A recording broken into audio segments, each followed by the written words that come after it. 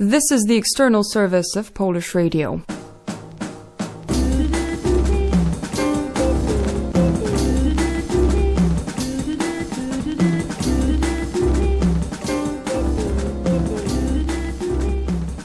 Hello, I'm Sineaeva-Pankowska, welcoming you to Q&A, a program showcasing the news and views of trends and phenomena in Polish society. Today, we turn the spotlight on the extreme right in Poland.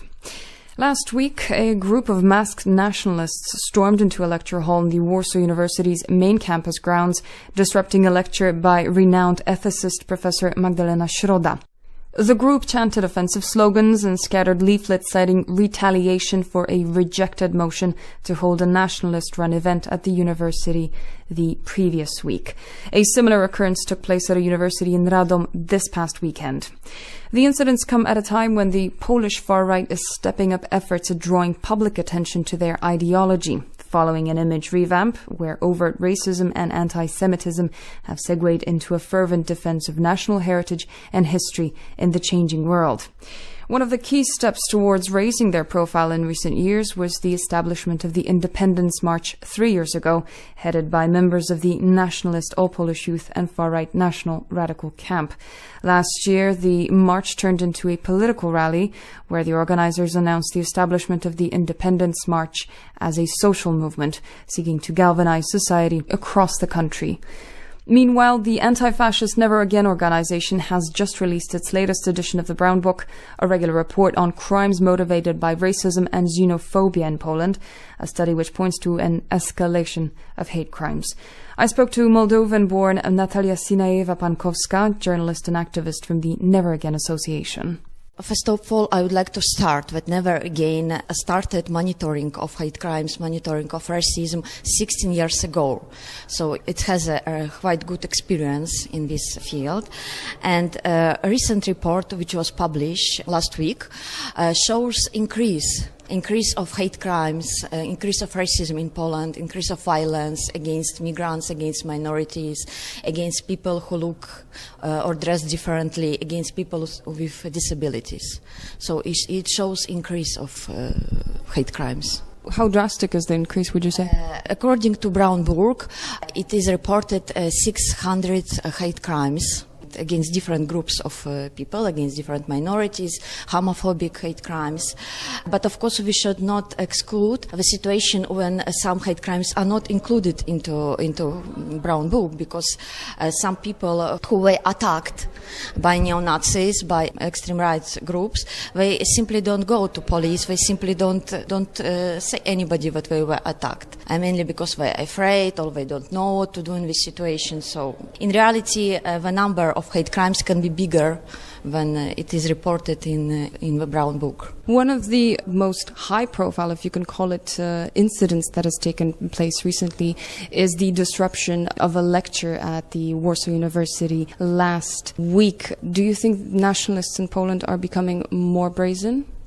First of all, I would like to stress that there is no country in Europe where there is no problem of racism, where there is no problem of extreme right. So Poland is not unique in this sense. And in Poland, I would also say that there is also interest of civil society to tackle with this problem of racism. And it is a very positive change recently. And Never Again is a good example of this policy.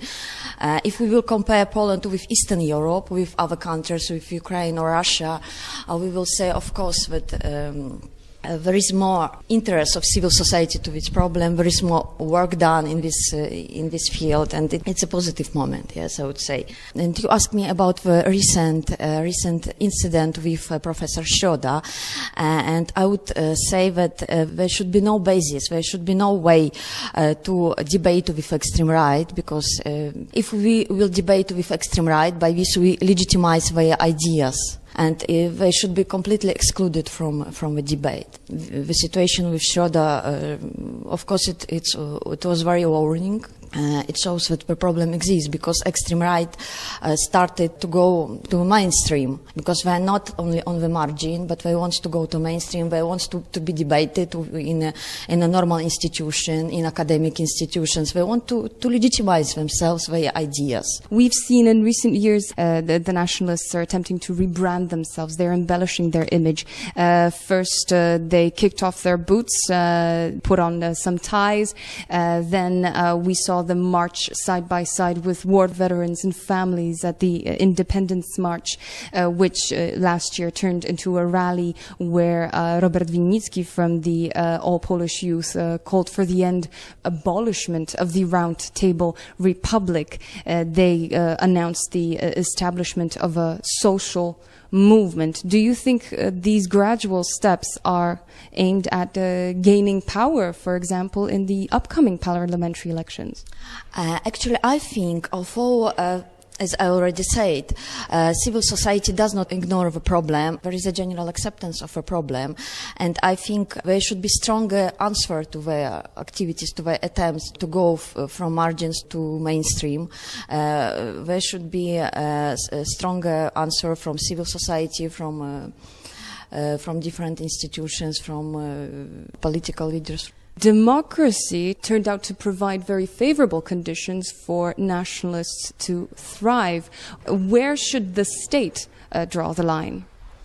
And here I would like just to stress that also there is a misunderstanding sometimes of freedom of speech, the concept of freedom of speech, and because there should be a borderline between freedom of speech and hate speech, but people sometimes don't understand this concept, because they can say, okay, we can discuss everything and even all kind of hate messages, but I think it should be strictly forbidden, and here in Poland it is also forbidden. And I think state institutions, they should pay more attention to such cases of hate speeches in media, because sometimes it can also provoke violence, as we can see in the Brown Book. And also Poland is a member of the European Union. Poland is a member of many international organizations.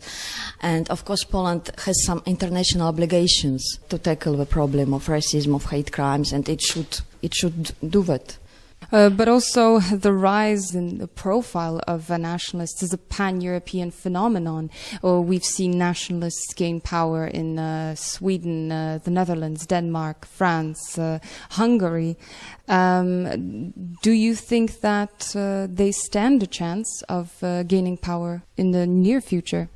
I think they try to do that, and there is such phenomenon as internationalization of extreme right. As we can see, Polish fascists can have contacts with Hungarian fascists, and they can come to Poland, as it was, for example, on November 11th, when we can saw in the crowd some Hungarian Nazis. Of course, there should be an answer, not only on a national level, but on a pan-European level to such phenomenon, also from a side of civil society, from anti-racist organizations. Alongside the fact that nationalists are becoming more vocal on the political arena across Europe, there's growing unemployment, there's growing social discontent. Do you think that this whole situation is playing into the hands of nationalists? Do you think that they stand a chance of gaining ground in the country and in Europe, tapping into these sentiments? Of course, they will try. They will try to be heard, they will try to be important, they will try to find their place in the mainstream. But if we are going back to Poland, I would say that last incident with Professor Środa, and also publication of Brown Book, the latest issue of Brown Book, which first time included 4 murders happened on a xenophobic basis in Poland. I think that this publication will attract attention of media, will attract attention of public.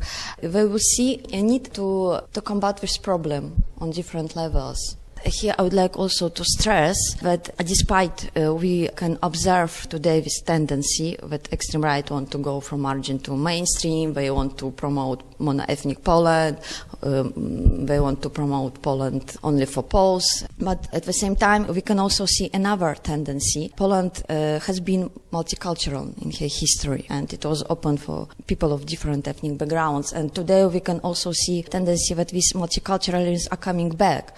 More migrants are coming to Poland today. Poland is still very ethnic, yes, but still we can see more people coming to Poland from other countries.